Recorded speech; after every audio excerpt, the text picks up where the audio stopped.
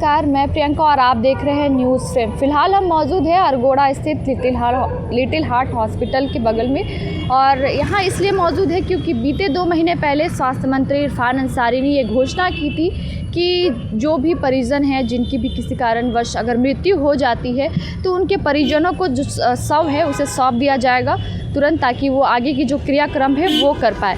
लेकिन ये जो घोषणा जो उन्होंने की थी लगभग 2 महीने हो गए, लेकिन ये धरातल पर उतरता हुआ नज़र नहीं आ रहा है। ऐसा इसलिए कह रहे हैं क्योंकि कुछ दिन पहले, लगभग 3 से 4 दिन पहले, एक बच्ची जो कि इस लिटिल हार्ट हॉस्पिटल में 8 तारीख को यहाँ पे एडमिट किया गया था। इससे पहले सदर अस्पताल में 4 जुलाई को उस बच्ची का जन्म हुआ था, जिसके बाद इस लिटिल हार्ट अस्पताल में 8 जुलाई को एडमिट किया गया था क्योंकि उस बच्ची को सांस लेने की समस्या थी, इसलिए यहाँ पे वो बच्ची को एडमिट किया गया था। लेकिन मामला अब ये है कि यहाँ पे जो बच्ची जन्म लेने के बाद यहाँ एडमिट कराया गया था, डॉक्टरों के द्वारा ये कहा गया कि बच्ची को सांस लेने में काफ़ी प्रॉब्लम हो रहा है और उसे खून की ज़रूरत है। लेकिन बच्ची की मृत्यु 3 दिन पहले हो गई थी, उनके परिजनों ने जिस हिसाब से बताया। लेकिन उनके परिजनों ने जब उसकी मृत्यु की सूचना मिली, उसके बावजूद भी खून लिया गया और पैसे वसूलने की बात उनके परिजनों ने, बच्ची के परिजनों ने कहा।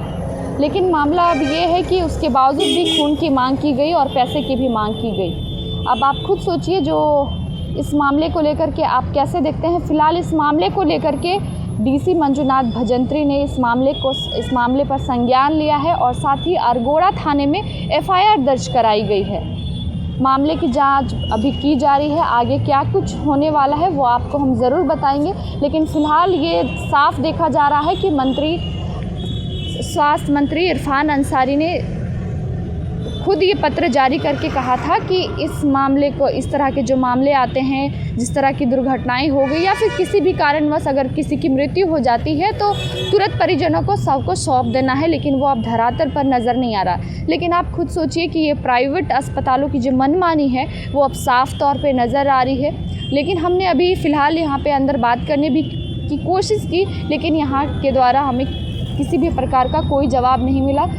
उन्होंने बात करने से साफ मना कर दिया है। अब हम परिजनों से भी बातचीत करने का प्रयास करेंगे कि उनका क्या कहना है, क्योंकि जब बच्ची की मृत्यु हुआ उसके बाद उन्होंने काफ़ी हंगामा किया, लेकिन उसके बावजूद भी इन अस्पतालों ने मनमानी की और बच्चे के शव को 3 दिन तक, बता दें 3 दिनों तक रखा गया था। और बच्ची का जो फ़ोटो है आप देखेंगे तो आप सहम जाएंगे, नीला पड़ गया है और कीड़े पड़े आपको नज़र आएंगे। फ़ोटो हम ज़रूर आपको दिखाने का प्रयास करेंगे तस्वीरों के माध्यम से।